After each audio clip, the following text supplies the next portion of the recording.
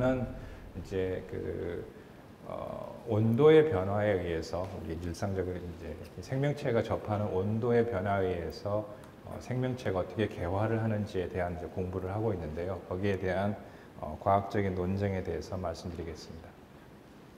자, 먼저 생명과학에 대해서 간단하게 요약을 해드릴게요. 이건 제 개인적인 생각입니다. 그래서 이게 뭐 공식적인 어떤 의미가 있는 건 아닌데 제 개인적으로 생각했을 때 크게 한 3가지 정도로 요약할 수 있을 것 같습니다. 늘 새로운 학문이고 종합예술이고 그리고 다양함이 있는 학문이라고 저는 생각합니다. 늘 새로운 학문이라는 것은 무엇이냐면은 제가 생각하기에 발전 속도가 매우 빠른 학문이라고 저는 생각을 해요. 그래서 새로운 것이 얼마 있어서 등장하고 우리가 배우고 그러니까 늘 배워야 하는, 늘 공부하고 배우는 그러한 학문이라는 얘기죠. 하나의 예를 한번 들어보겠습니다. 물리학에서 아주 중요한 어떤 이제 원리들이 있는데 그 원리들을 지금도 대학에 오면은 열심히 배우고 하는 것들이 있습니다. 근데 거기에 중요한 원리들의 많은 것들이 다음과 같은 이제 여기 보고 계시는 프린키피아라고 하는 책에 쓰여져 있습니다. 이것은 뉴턴이 저술한 책인데요. 이것은 330년 전에 쓰여진 책입니다. 330년 전에 쓰여진 책에 있는 내용을 지금도 대학에 와서 또는 뭐 많은 학자들이 공부하고 그걸 기반으로 해서 연구도 하고 그렇습니다. 근데 우리 생명과학을 한번 예를 들어 볼까요? 330년 전이면 약 1700년대쯤 되겠죠? 그때 우리가 알고 있었던 생명과학에 대한 상식을 우리가 지금도 배우고 있는가? 또는 그걸 기반으로 뭔가를 하고 있는 게 별로 많지가 않습니다. 그냥 정말 생명과학이라고 하면은 최근 몇 년 사이에 일어난 일들을 공부하지 저렇게 아주 옛날의 것들은 공부하지 않아요. 또 다른 예를 하나 들어볼까요? 저는 사실 이제 고등학교를 졸업한 지 오래되어서 이거 하라고 그러면 못할 것 같은데요. 이 선이 있고 이 2개의 선이 있는데 이 내각의 합이 180보다 작으면 이 2 선은 만난다. 이거는 아마 중학교 때나 고등학교 때 열심히 배우셨던 내용입니다. 이건 언제 나왔냐면 약 한 2300년 전에 이 사람이 쓴 기하학 책에 나와 있어요. 그러니까 지금 뭐 기원년, 그러니까 2300년 전에 쓰여져 있던 내용을 지금도 여러분들이 공부를 하고 있어요. 수학에서는. 그런데 생명과학은 그렇지 않아요. 2300년 전이면은 언제일까요? 저런 내용을 생명과학에서는 이제 공부하지 않죠. 그래서 생명과학은 새로운 것이 자꾸 등장을 하고 그것을 공부하고 또 그런 과정이 계속되면서 생명과학을 공부하는 사람들 가운데 새로운 학문의 또는 그 필드의 분야를 리드할 수 있는 새로운 슈퍼스타가 등장하기가 아주 쉬운 그러한 학문이라고 생각합니다. 예를 들어 볼까요? 마이크로RNA라고 하는 것이 있습니다. 마이크로RNA는 이제 다음과 같은 구조를 갖고 있고요. 이제 헤어핀이라고 하는 이렇게 핀 있잖아요. 헤어핀, 머리에다 꽂는 핀 같은 모양을 하고 있는 구조를 갖고 있는데 이 구조물에서 여기 빨간색으로 표시되어 있는 이 약 한 21~22개의 뉴클레오타이드가 빠져나와서 얘가 자기의 타겟 사이트에 결합을 함으로써 이 파란색의 시퀀스를, 파란색의 유전자를 서프레션, 그러니까 억제를 하는 그러한 역할을 하고 있습니다. 사실 이 마이크로 RNA라고 하는 것은 제가 교수가 되었을 때, 제가 2001년에 교수가 되었을 때도 잘 몰랐던 거예요. 저조차도 몰랐어요. 제가 뭔지를 몰랐죠. 잘 알려져 있지 않았으니까. 그런데 그게 지금에서는 일반 생물학, 여러분들이 이제 대학교 1학년에 들어오게 되면 일반 생물학을 공부하게 되는데 그 책에도 나올 만큼 아주 보편적인 지식이 되었어요. 또 하나 예를 한번 들어보겠습니다. 오토페이지, 오토포지라고 하는데 이름은 번역은 자식작용이라고 합니다. 자식작용이라는 것은 무엇이냐면 스스로를 먹는다는 얘기예요. 스스로 자아 먹을식, 스스로를 먹는다는 얘기인데 예를 들어 어떤 세포가 나 배고파 그러면 옆에 있는 세포가 야, 네 거나 먹어. 이제 이러한 얘기죠. 자기 걸 먹으라는 얘기인데 이게 뭔 얘기냐면 여러분 이게 그러니까 별 어려운 얘기가 아니라 예컨대 다이어트를 하고 싶다. 그러면 자기 걸 없애야 되잖아요. 그때 일어나는 과정이 이제 오토페이지예요. 그래서 지금 혹시 여러분 배고프신가요? 배고파요? 아침 안 드셨어요? 네, 그때 지금 일어나고 있어요. 지금 어디 세포 어디선가는 지금 오토페이지가 일어나고 있습니다. 그래서 배고파 그러면 옆에 세포들이 야, 네 거 먹어 그러면 이제 그 안에 있는 세포 안에 있는 여러 가지 이제 구성물들을 분해를 하기 시작을 해요. 이게 이제 오토페이지인데 이게 이제 최근 몇 년 전에 노벨 생리의학상을 받은 이제 중요한 이제 현재 생물학에서 아주 중요한 토픽이죠. 그래서 이 세포 안에 있는 여러 가지 구성물들을 스스로 분해해서 없애는 그럼으로써 자기의 이제 그 컴포넌트들의 이 구성물들을 재활용하는 아주 이제 중요한 작용입니다. 이런 것들도 사실은 2010년 그 전에는 사실 우리가 잘 모르고 있었던 것들이에요. 그러니까 새로운 것들이 자꾸 등장을 하게 되죠. 그게 이제 생명과학의 하나의 특성이고요. 두 번째로 이제 종합예술이라고 저는 이제 뭐 이건 좀 뭐 아주 그 과학적인 용어는 아닙니다만은 그 종합예술이라고 생각하는데 그 이유는 뭐냐면은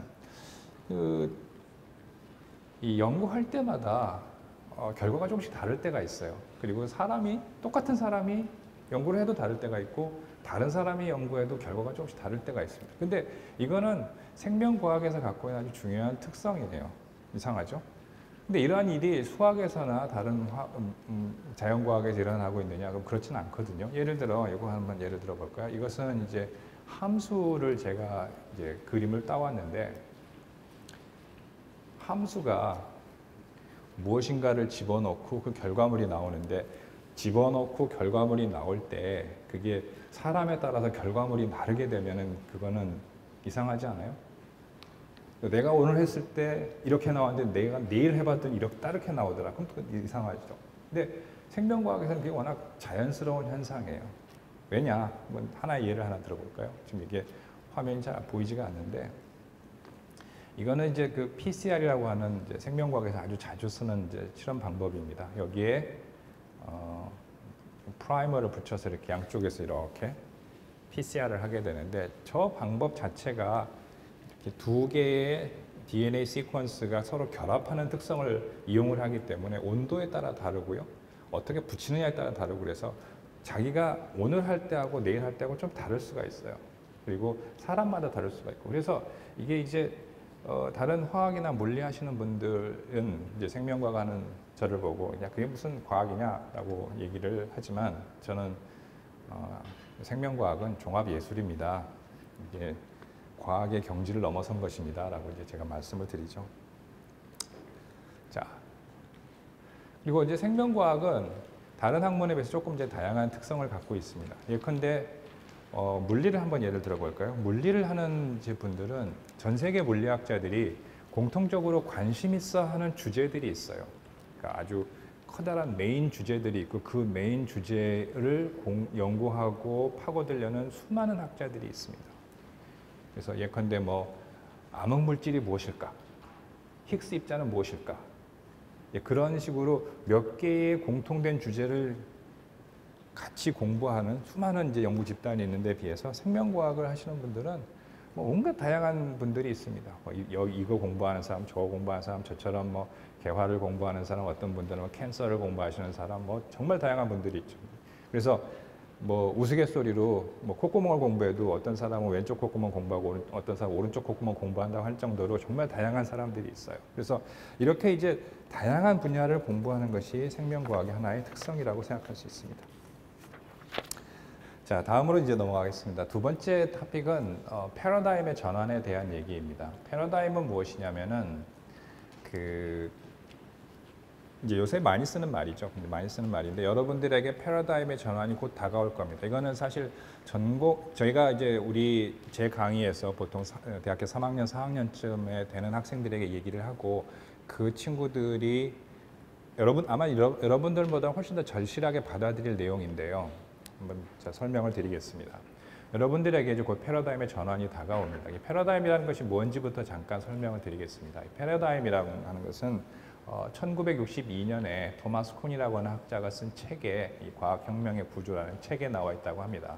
이 패러다임의 뜻은 이제 어떤 학문 분야의 지배적인 접근 방법이나 관점을 얘기를 하고요. 그리고 그 분야의 현상을 바라보는 세계관을 형성해 주기 때문에 결국은 이제 문제 선정이나 해답의 방향을 제시해 준다라고 하는 좀 더 거창한 얘기인데 이걸 이제 조금 우리에게 여러분들에게 해당되는 얘기를 약간 바꿔보도록 하겠습니다.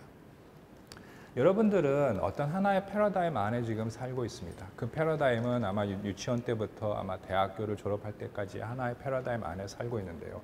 그럼 이때 여러분들에게 필요한 패러다임은 뭐였냐면은 어떤 능력을, 그건 뭐 공부겠죠. 대부분은 암기를 하던 무슨 뭐 문제를 풀던 그러한 어떤 능력을 몸에 배게 하도록 계속 반복적인 학습을 시킵니다.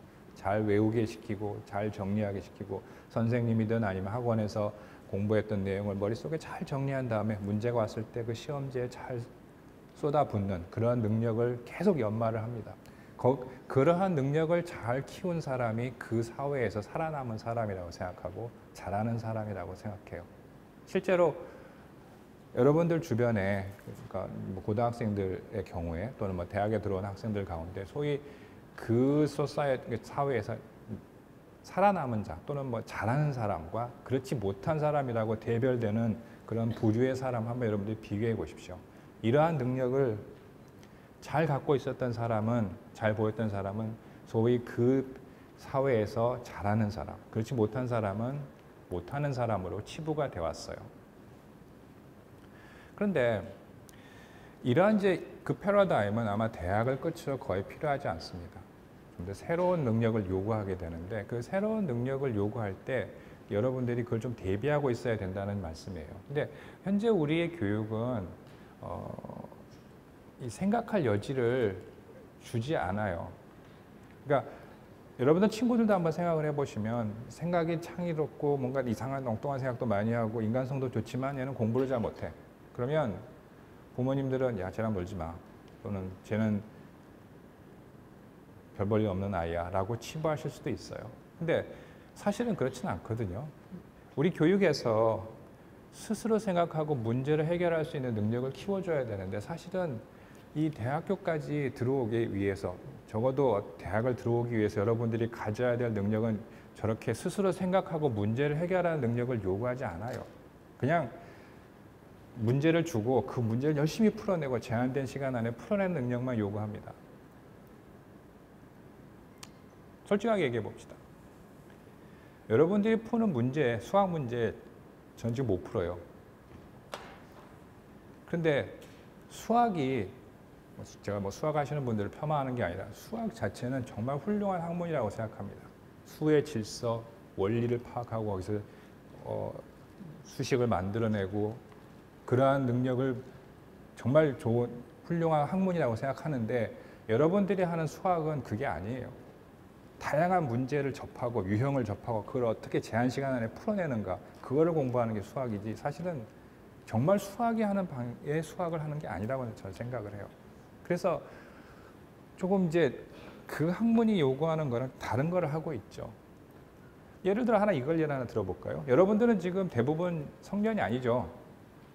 조만간 성년이 될 거예요. 근데 성년이 아닌 것은 어떤 차이가 있냐면 미성년자하고 성년 한번 대비해 볼까요? 미성년자는 이 행위 무능력자입니다. 민법에 따르면 여러분들은 무능력한 사람이에요. 능력이 없어. 그럼 이 무능력자들은 뭐를 하느냐? 혼자서는 경제활동을 못해요. 법에 의하면 여러분들은 편의점에 가서 물건을 살 수가 없어요. 물건을 샀는데 부모님이 가서 이거 반품해 주세요 하면 반품해 줘야 돼요. 그래서 예를 들어 미성년자가 물건을 사고 파는 거래의 모든 것은 부모의 동의가 필요합니다. 여러분들은 그런 능력이 없는 사람들이에요. 무능력자들이에요. 그런데 앞으로 한 2년? 3년쯤 지나면 성년이 돼요. 그죠? 아마 2, 3년쯤 뒤면 성년이 됩니다. 그럼 성년이 되면 뭘 할 수 있냐면 선거도 할 수 있고요. 담배도 필 수 있고요. 술도 마실 수 있고요. 심지어 부모님이 하지 말라는 결혼도 할 수 있어요. 그럼 그런 능력이 갑자기 생겼겠냐는 거예요. 오늘은 예를 들어 제가 내일 성년이라고 쳐봅시다. 오늘은 아니야. 근데 오늘은 저런 거 못하다가 내일이 되면 갑자기 저런 능력이 생겼을까요? 전혀 안 그럴 거예요. 그래서 그러한 어떤 능력, 요구되는 능력은 여러분들이 스스로 좀 배양을 하고 있어야 된다는 뜻에서 말씀을 드리는 거예요. 그래서 패러다임의 전환에 대비하지 못한 사람들이 대학에 들어옵니다. 저희 생명과학부에도 그런 학생들이 많이 들어와요. 제가 지금까지 말씀드렸던 것처럼 열심히 공부만 해오고 뭐 자기는 아무 생각할 필요가 없어. 부모님이 짜준 스케줄 또는 학원에서 짜준 스케줄 또는 선생님이 짜준 스케줄대로 그냥 공부만 해왔다가 들어왔어요. 그러면 이제 부모님들은 아이고 그래 우리 자식 대학 들어갔으니까 아이고 이제 다 할 일 다 했다 하고 나몰라라 하시고, 애는 들어왔어요. 들어왔는데 뭘 해야 될지를 몰라.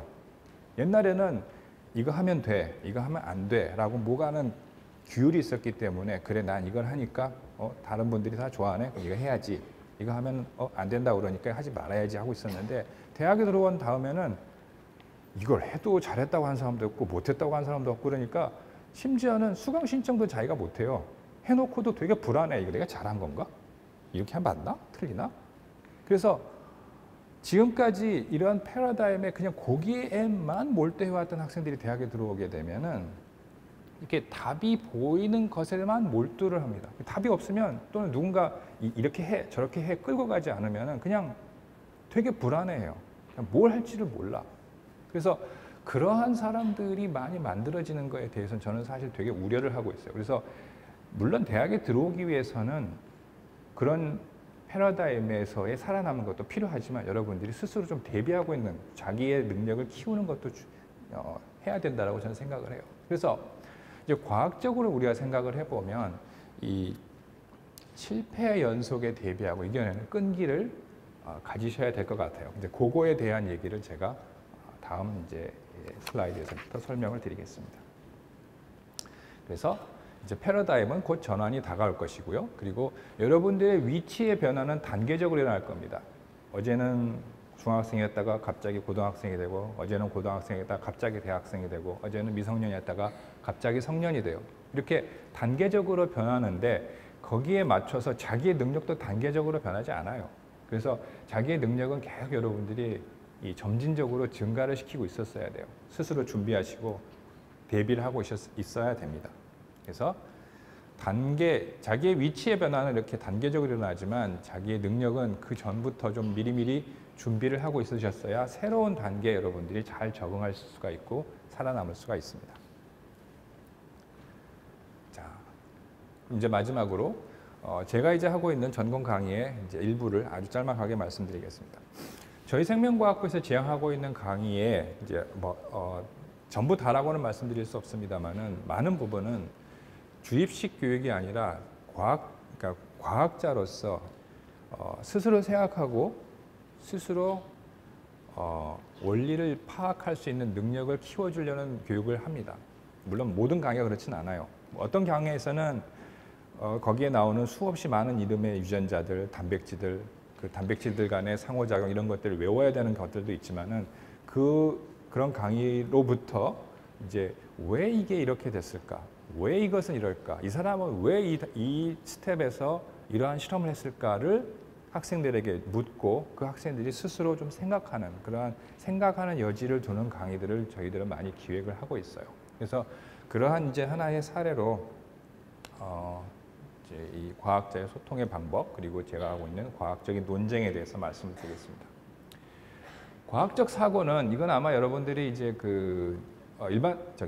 생명과학 이 교과서에도 나오는 얘기고요. 그리고 대학에 들어오면 일반 생물학의 제일 첫 장에 나오는 얘기입니다. 과학적인 사고를 하기 위해서는 먼저 가설을 세우고 실험을 설계한 다음에 실험하고 결과 분석하고 그리고 결론을 내는 이러한 이제 과학적인 사고를 하게 되는데, 이제 과학적인 사고를 통해서 어떤 결과를 냈다고 쳐봅시다. 결과를 낸 다음에 그 결과를 이제 여러 일반 학계나 또는 뭐 일반 대중들에게 알리는 방법은 여러 가지가 있어요. 근데 그 중에 이 과학자들은 주로 이 논문이라고 하는 이 매체를 통해서 이제 일반 세상에 알리게 되고, 그리고 논문이라고 하는 걸 통해서 과학자들은 또 논쟁을 합니다.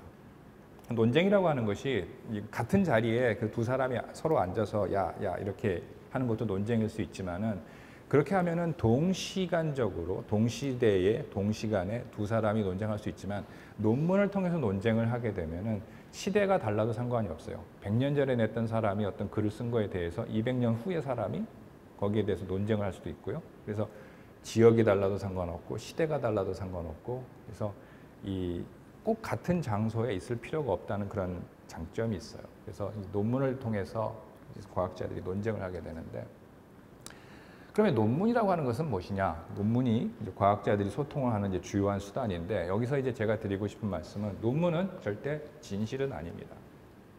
논문에 나왔어. 누가 발표했어. 라고 했을 때 그거를 야, 그게 진실이야. 꼭 맞는 얘기야. 라고 생각하시면 그건 틀렸어요. 논문은 어떤 연구 집단이 주장을 하는 것이라고 생각하시면 훨씬 이해하기가 빠릅니다.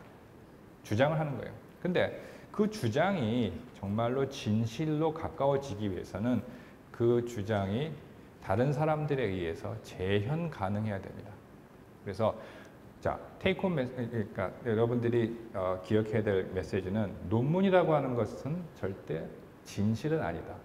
주장이고 그 주장이 진실로 가까워지기 위해서는 다른 연구진들에 의해서 재현이 돼야 되는데, 그래서 이러한 과학적인 토론의 하나의 이제 그 흐름을 한번 보면은 어떤 그룹이 어떤 이제 연구 결과를 냈다고 쳐봅시다. 그러면 이 연구 결과를 토대로 다른 연구진들이 비슷한 연구를 수행을 하고 좀 더 확장된 연구를 하고 계속 그를 확장시켜 나가 보면 다음과 같이 이 원래의 연구 결과를 지지하는 결과들이 막 나오게 될 수도 있습니다.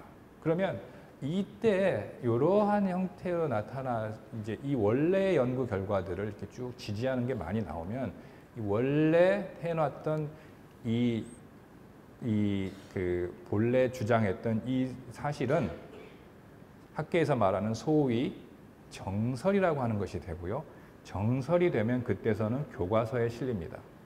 즉 다시 얘기해서 정설이라고 하는 것이 되기 위해서는 다음과 같은 이제 이 원래의 연구 결과, 그걸 지지하는 여러 가지 그룹들의 연구 결과들, 확장된 연구 결과들이 모여서 이 전체가 하나가 정설이 되고요. 정설이 되어서 교과서에 실렸다라는 것은 이와 같은 과정을 이미 거쳤다라는 얘기가 돼요. 그런데 반대로 어떤 그룹이 이러한 연구 결과를 냈다고 쳐봅시다. 근데 그 결과를 통해서 다른 그룹이 비슷한 연구를 또 했어요. 좀 더 확장된 연구를 했는데 그게 안 맞다. 만약 이 연구 결과가 틀렸다. 재현이 안 되더라. 라는 연구 결과가 나왔다면 이 연구는 학계로부터 이제 거부가 되고 이 결과는 이제 학계에서 사장이 되게 됩니다. 그럼 당연히 정설이 되지 않겠죠. 그래서 교과서에 실리는 내용은 지금 여러분들에게 제가 보여드렸던 이 왼쪽에 있는 내용처럼 이러한 과학적인 토론을 이미 거쳐서 학계에서는 이것이 일반적으로 맞다라고 하는 내용들이 교과서에 실리게 되어 있어요. 자, 그러면 이제 제가 연구하고 있는 이 Flowering Locust T, 약자로 FT라고 하는데 이 FT에 대한 과학적인 논쟁을 조금 전에 보여드렸던 슬라이드와 한번 대비시켜서 한번 보도록 하겠습니다. 이제 이 스토리를 이해하기 위해서는 다음과 같은 이제 몇 가지 사전 지식이 필요한데요. 먼저 이제 개화는 이제 꽃을 피우는 거죠. 저는 이제 꽃을 피우는 것을 공부하는 학자이고요. 개화를 할 때 필요한 물질들이 여러 가지가 있는데 그 중에 이제 가장 중요한 녀석이 이 화성소라고 하는 녀석입니다. 플로리젠이라고 하는데 이 화성소는 꽃을 피우는 원소다 이렇게 생각하시면 될 것 같아요. 그래서 꽃을 피우는 어떤 이제 중요한 물질인데 이것은 이제 쉽게 얘기하면은 개화 유도 호르몬이라고 생각하시면 조금 더 이제 이해하시기가 편할 거예요. 근데 이름은 이제 플로리젠이라고 이름을 붙여놨고요. 이제 개화를 이해하기 위해서 두 가지의 중요한 이제 조직을 여러분들이 이해를 하셔야 될 게 있습니다. 하나는 잎이고요. 잎은 다 아시죠? 예, 잎. 그래서 제가 식물차라고 생각해 보면 요게 이제 잎이 되겠어요. 이게 잎이고 저는 이제 줄기고, 그리고 정단 분열 조직이라고 하는 것은 정단은 맨 끝에 있다는 얘기예요. 맨 끝에 있는 분열 조직, 새로운 세포를 만들어내는 조직인데 정단 분열 조직은 어디 있냐면 이제 제가 식물이라고 치면 이쪽에 있어요. 맨 끝에 여기에. 그래서 그 부분을 이제 해부학적으로 잘라 보면 제가 손이 안 닿아서 저 잎 보이시죠? 잎. 잎이 있고요. 요게 이제 이 식물을 이렇게 잘랐을 때 거기에 해부적인 구조입니다. 이게 이제 여기가 정단 분열 조직이고 이게 날짜가 지날수록 하루 간격으로 저희들이 이제 잘라본 건데 이게 보시면은 처음에는 이렇게 이 동그란 반원 모양이라고 할까요? 돔 모양의 모양을 하고 있다가 한 8일 정도가 되면은 이게 갑자기 이렇게 쑥 올라와요. 그죠? 쑥 올라오기 시작을 해요. 그러니까 요 시기에 이렇게 쭉 올라오고 나면은 나중에 이제 꽃을 만드는 세포들이 이미 이제 만들어졌어요. 물론 눈으로 보면은 위에서 이렇게 눈으로 보면은 전혀 뭐 꽃이 안 보이죠. 꽃이 안 보이지만 이미 걔는 분자적으로는 꽃을 피울 수 있는 상태로 이미 넘어갔어요. 저걸 설명하면은 과학자들, 저랑 비슷한 연구를 하는 과학자들조차도 저 내용을 잘 이해를 못해요. 그래서 저걸 어떻게 잘 이해를 할 수 있도록 잘 설명할 수 있는 길이 뭐가 있을까 고민을 하다가 이렇게 하면은 저거를 공부하는 과학자 그리고 심지어 사람들도 이해할 수 있겠구나라고 제가 생각한 이해가 하나 있는데 바로 이런 겁니다. 어떤 여성이 여기 하나 있어요. 어제 임신을 했어요. 근데 겉으로는 안 보이죠. 전혀 차이가 없어요. 그런데 분자적으로는 이미 체내에서 수정이 일어났어요. 그러니까 그 여성은 이미 임신한 상태야. 그런데 겉으로는 아무 차이가 없어요. 그러니까 지금 보시면은 여기도 얘랑 뭐 큰 차이 없거든요. 눈으로 봐서 꽃이 전혀 생기지 않았어요. 꽃은 없지만은 이미 그 해부학적인 구조나 그 안에 분자적인 구조를 보면 이미 걔는 꽃을 피울 수 있는 상태로 넘어가 버렸어요. 예, 마치 이제 요 사이가 임신했다라고 생각하시면 될 것 같아요. 그래서 어쨌든 이제 이 개화를 이해하기 위해서는 잎하고 이 정단 분열 조직 이 두 개의 조직을 여러분들이 잘 기억을 하시기 바랍니다. 그러면 이제 이 화성소라고 하는 거, 플로리젠이라고 하는 걸 어떻게 발견을 했냐면은 1900년대 초에 러시아 과학자들이 다음과 같은 실험을 했어요. 그래서 이거는 이제 이 꽃을 피우지 않는 조건에다가 갖다 놓고 식물체를 키우다가 꽃을 피울 수 있는 조건에다가 식물체를 옮겨놨더니 여기 이제 이 노란색 이렇게 꽃이 피었어요. 그런데 이제 과학자들이 다음과 같은 실험을 했습니다. 두 개의 식물체를 놔두고 하나는 꽃을 피우는 조건에다 놔두고 하나는 꽃을 피우지 않는 조건에다 놔둔 다음에 그럼 얘는 꽃을 피겠죠. 얘랑 이놈이랑 이놈을 두 개를 접붙이기를 했어요. 보시면 이렇게 접붙이기를 했을 때, 접목을 했을 때 어떤 일이 일어나냐? 이렇게 꽃을 피우지 않는 조건에다 놔둔 식물체에서도 꽃이 폈어요. 그렇다는 얘기는 무엇일까요? 무엇을 의미할까요?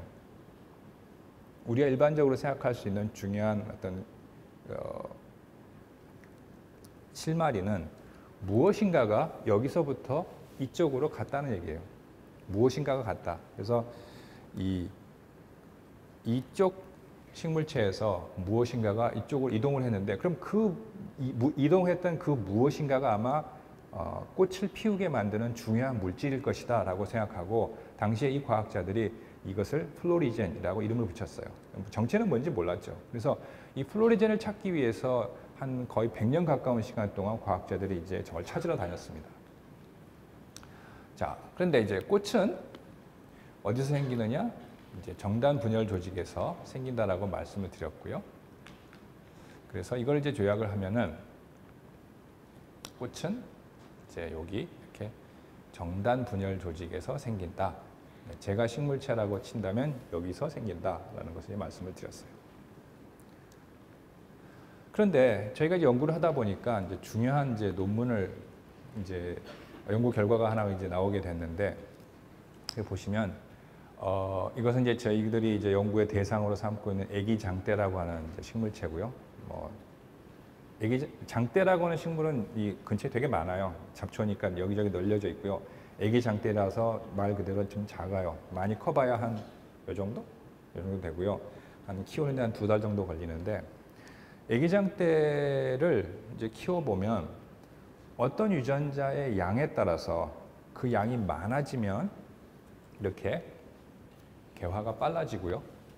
어떤 유전자의 양이 적어지면 저쪽 끝에 있는 것처럼 이렇게 개화가 느려지는 걸 알 수가 있어요. 여기서 개화가 빨라지고 느려지는 것은 어떻게 우리가 알 수 있냐면 잎의 수를 세시면 됩니다. 여기 잎의 수가 하나, 둘, 셋, 넷, 5개 이 정도 잎을 만들고 개화를 하는 반면 FT의 양이 줄어들게 되면 저쪽에 보시면 이제 잎의 수가 되게 많아졌죠. 그래서 FT의 양에 따라서 개화가 빨라지기도 하고 느려지기도 한다는 것을 알게 되었어요.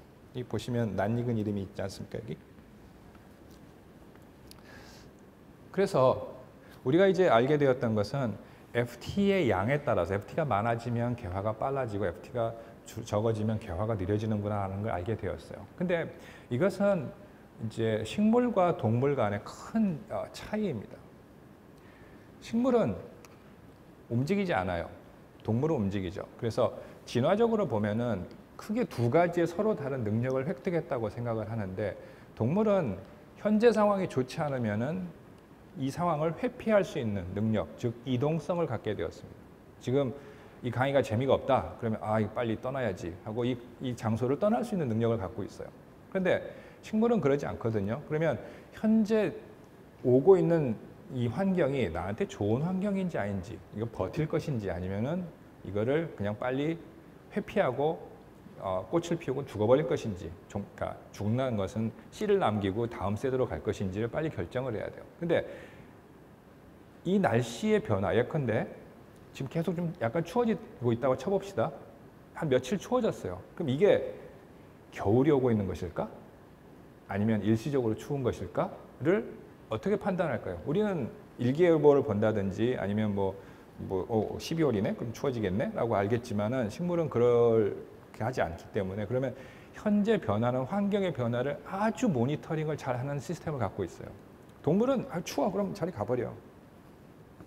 아유 따뜻하다. 이리 가버리거나 아니면 저쪽으로 가거나 할 텐데 식물은 그러지 않아요. 그러니까 간단히 요약을 하면은 동물은 이동성이라고 하는 것을 진화에서 택했고 식물은 유연성이라고 하는 것을 택했습니다. 진화상에서.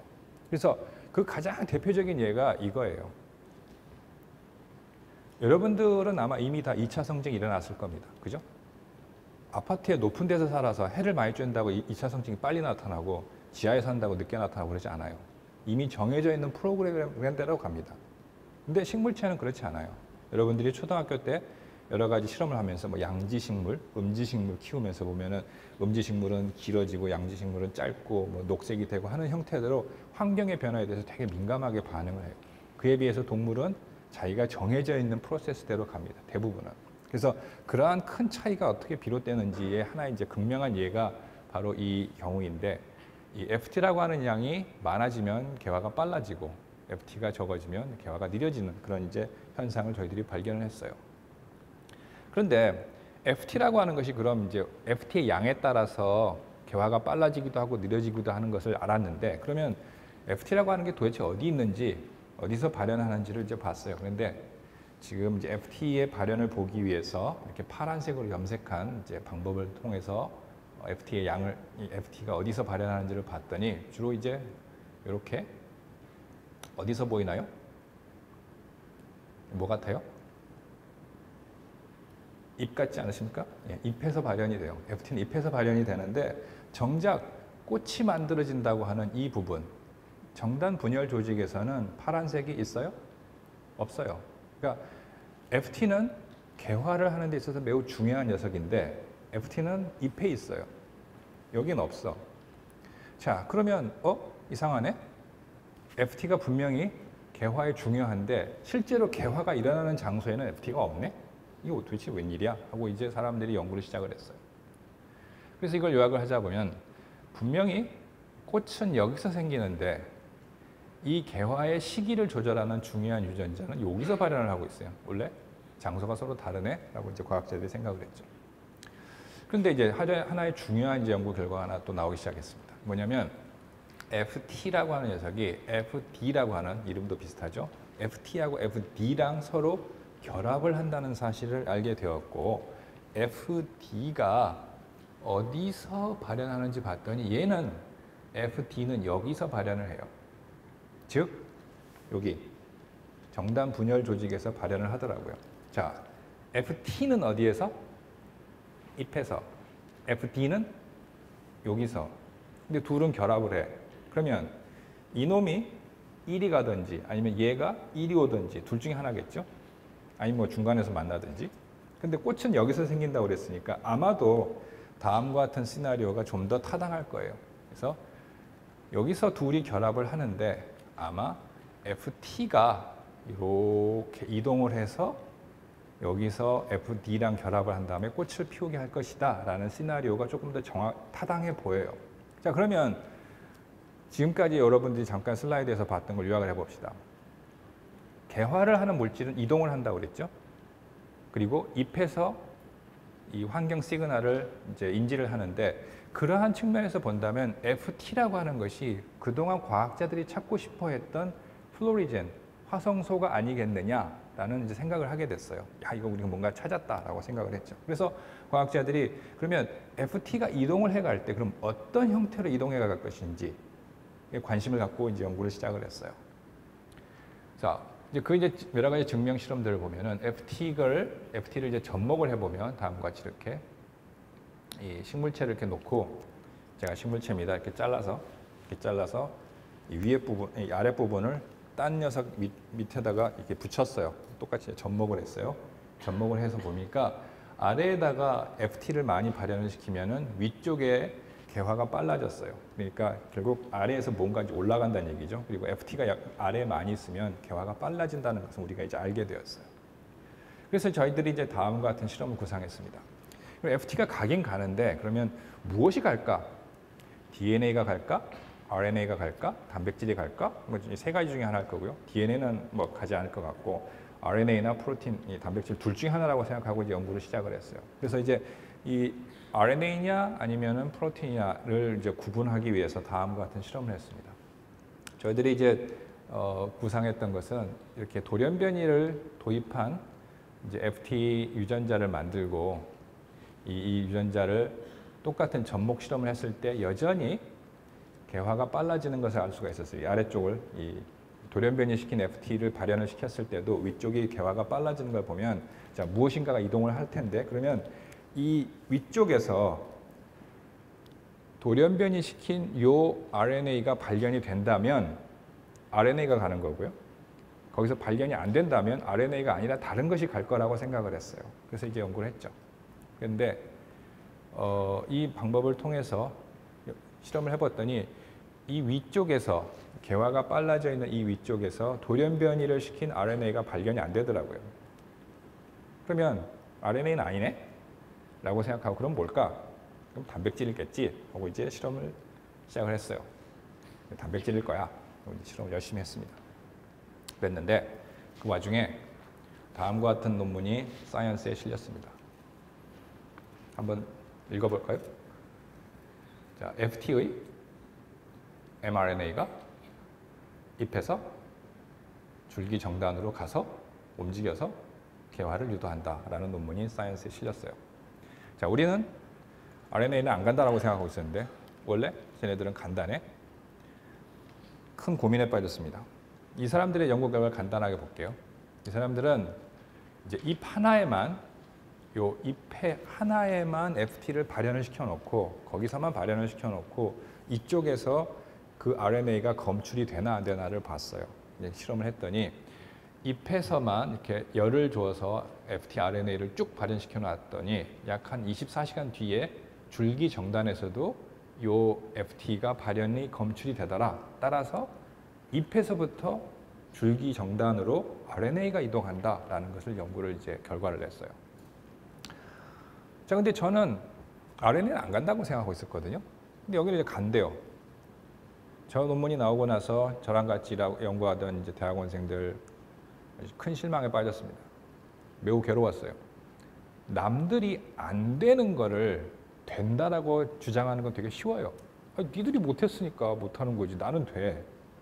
그죠? 근데 반대로 남들은 된다는데 나는 안 되는 걸 증명하는 건 정말 어려워요.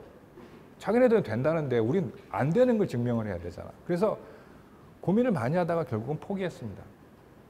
우리가 이거는 운이 없나 보다 하고 우리의 실험이 잘못됐나 보다 하고 포기를 했어요. 그래서 이 이제 그룹이 이 스웨덴 연구진이 이제 밝혀냈던 것은 RNA가 이렇게 이동을 해서 이제 줄기 정단 쪽으로 이동해서 개화를 한다라는 것을 이제 보고를 했어요. 그리고 저희들은 이제 우리가 틀렸나 보다, 뭔가 잘못했나 보다 하고 이제 연구를 관뒀어요, 거기서. 그래서 당시의 상황을 이제 요약을 해보면 이제 세계 과학계에서는 그동안 수십 년 동안 찾고자 했던 화성소를 드디어 찾았다라고 해서 많은 과학자들이 흥분을 했고요. 그래서 당시의 상황을 요약을 해보면 이거는 이제 그 2006년에 월드 프레스 포토에서 상을 받은 이제 아주 그 유명한 사진인데요. 이제 그 난민을 이제 와 이 경찰 병력들이 대치하고 있는 사진이에요. 그래서 보시면 많은 과학자들이 와 FTRNA 발견했다라고 하고 저는 이게 아닌 것 같은데 그러면서 이제 밀리고 있는 그런 상황을 잘 이제 요약한 거예요. 그런데 저러고 나서 이제 연구가 이제 끝났어요. 저는 이제 딴 거 하고 있었고 그러다가 이제 정리를 하고 있다가 다른 연구진이 다음과 같은 반론을 제기했습니다. 이 연구진들은 FT에다가 GFP라고 하는 이제 그 해파리에서 발견되는 이제 형광 단백질인데 그 두 개를 붙여서 봤더니 이 형광 단백질이 이렇게 이동을 해서 이 줄기 정단 부분까지 올라가 있더라라는 것을 발견을 했어요. 실제로 이제 봤더니 그 사람들이 이렇게 접목 실험을 해서 봤더니 이 녹색으로 보이는 이 형광 단백질이 줄기 정단까지 올라가 있는 것도 발견을 했고, 그래서 연구 결과는 조금 더 깁니다만 그냥 간단하게 얘기하면은 형광 단백질을 붙인 FT도 이렇게 이동을 해서 가 있더라라는 것을 발견을 했어요. 그러면 아까 스웨덴 그룹은 RNA가 간다라고 얘기했고 이 그룹은 이 독일 그룹인데 독일 그룹은 단백질이 간다라고 이제 보고를 했어요. 둘이 이제 충돌을 했죠. 그래서 결국은 이 그룹은 이제 단백질이 이렇게 간다라는 것을 보고를 했는데 그러고 나서 이제 두 그룹이 의견이 충돌하다가 결국 다음과 같이 이제 정리가 되었습니다. 영어로 돼 있어요. 되게 길죠. 그래서 이거를 뭐 다 설명드릴 수는 없고 한글로 몇 군데만 번역을 해드리겠습니다. 자, 스웨덴 그룹이 자신들의 논문을 철회했습니다. 우리는 아까 제가 줄친 부분을 요약을 해드리면 우리는 이 논문을 철회하고자 한다. 제1저자가 본교를 떠난 이후에 우리는 그의 데이터 분석에 문제가 있음을 발견했다. 그가 실험했던 요 어떤 실험 방법 결과는 부정확하게 분석이 되었고 임의로 데이터 값을 삭제하거나 조작을 했다. 그래서 우리는 이 이후로 이 논문 전체를 철회한다 라고 해서 RNA가 이동한다라고 자신들이 보고했던 논문을 철회를 했어요. 그래서 두 개의 아이디어가 충돌했을 때 RNA가 단백질이 둘 중에 어느 것이 맞느냐라고 이제 토론이 붙었을 때 한쪽 그룹이 이제 RNA는 아니다라고 이제 자신들의 논문을 철회를 했습니다. 그럼 저는 뭐냐 이게 좀 더 계속 연구를 했으면 희대의 스타가 될 수도 있었는데 당시에는 그러지 못했어요. 자, 요거는 이제 지금도 생각하면 후회가 많이 남는 부분인데요. 이제 다른 이제 그룹이 단백질 이동설에 대한 지지 논문을 발표를 하게 되었습니다. 이거는 이제 어떤 거냐면 그 혹시 이거 배우셨어요? 워블 가설? 이것은 뭐냐면은요. RNA에서 단백질이 만들어질 때 세 개의 뉴클레오타이드, 세 개의 염기 서열을 하나의 코돈으로 인식하게 되는데 이 세 개의 코돈 중에 맨 마지막 거가 염기가 달라도 같은 단백질을 만들어낸다는 그러한 이제 정보를 통해서 다음과 같은 이제 실험을 하게 된 거예요. 제가 잘 보이시는지 모르겠는데 GGC나 GGA나 얘는 하나의 염기 서열이 달라도 만들어내는 단백질은 똑같아요. 그걸 이제 뭐 그 중에 하나의 이제 설명하는 게 워블 가설인데 어쨌든 RNA 서열을 쭉 만들어 놓고 그 중에 염기 서열을 하나씩 다 바꾼 다음에 그러니까 단백질은 똑같은 단백질을 만들어내지만 RNA는 두 개가 다른 그러니까 이 위에 RNA하고 아래 RNA는 RNA 서열은 달라요. 다른데 만들어내는 단백질은 똑같은 단백질을 만들어 놓고 이제 실험을 했어요.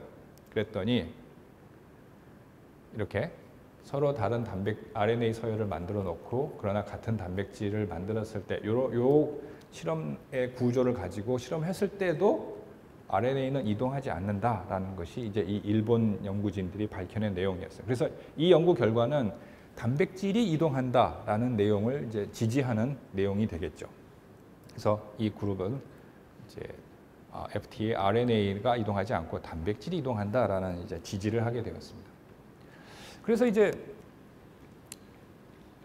단백질설이 맞구나, RNA는 이제 짜그러졌구나라고 이제 생각을 하고 있었는데 중국 연구진들이 또다시 생뚱맞은 이제 연구 결과를 제시하게 되었어요. 제반박 논문이 발표가 되었는데 이 친구들은 중국 그룹들은 이 바이러스 RNA에다가 뒤에 FT 시퀀스를 붙여놓고 이제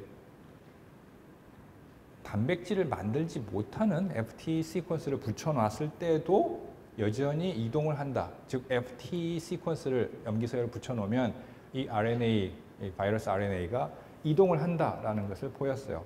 근데 여기서 이제 중요한 것은 단백질을 만들지 않는 이러한 형태의 FT 서열을 만들어 놓고도 여전히 이동을 시킬 수 있다. 따라서 FT RNA는 이동을 시킬 수 있는 어떤 능력을 갖고 있다라는 것을 이제 이 중국 연구진들이 이제 제시를 하게 되었죠. 그리고 좀 더 연구를 해서 이 앞부분 FT에서 이 앞부분이 이동을 하는데 중요한 염기 서열이다라는 것을 이제 이 저자들이 이제 제안을 했어요. 뭐 그 뒤로도 결과들이 더 있긴 하지만은 간단하게 요약을 해보면 FT가 분명히 화성서로서 중요한 역할을 하는 것은 분명한데 FT RNA냐 또는 단백질이냐는 아직도 조금 정리가 필요해요. 저는 개인적으로는 단백질이 맞다고 생각을 하는데 뭐 이거 조금 더 정리를 해야 될 일이라고 생각합니다. 그래서 이것은 아직도 진행 중인 이제 논쟁이라고 생각을 하고요. 그래서 이제 거의 시간이 다 됐어요. 그래서 이제 제가 이 강의를 이제 거의 종료할 때가 되어서 간단하게 이제 제가 했던 말씀을 요약을 하겠습니다. 여러분들에게 이제 드리고 싶은 말씀은 앞으로 이제 패러다임이 변화할 것이고요. 그리고 거기에 맞춰서 여러분들이 어떤 준비를 해야 될 것이냐. 제가 말씀드리고자 하는 것은 끊임없는 노력과 끈기를 가지시기를 전 부탁드립니다. 그리고 여러분들이 앞에 과학을 할 때 실패가 거듭될지도 몰라요. 하나의 예를 간단하게 들어볼까요? 혹시 이 내용을 학교에서 배우셨는지 모르겠습니다. 제한효소. 제한효소라고 하는 것은 미생물에서 분리된 효소입니다. 이 효소는 제가 손가락이 모자라서 6개의 염기서열을 인지해서 자르는 효소예요. 예컨대 이 EcoR1이라고 하는 이 제한효소는 GAATTC라고 하는 이 서열을 인지해서 이렇게 잘라요.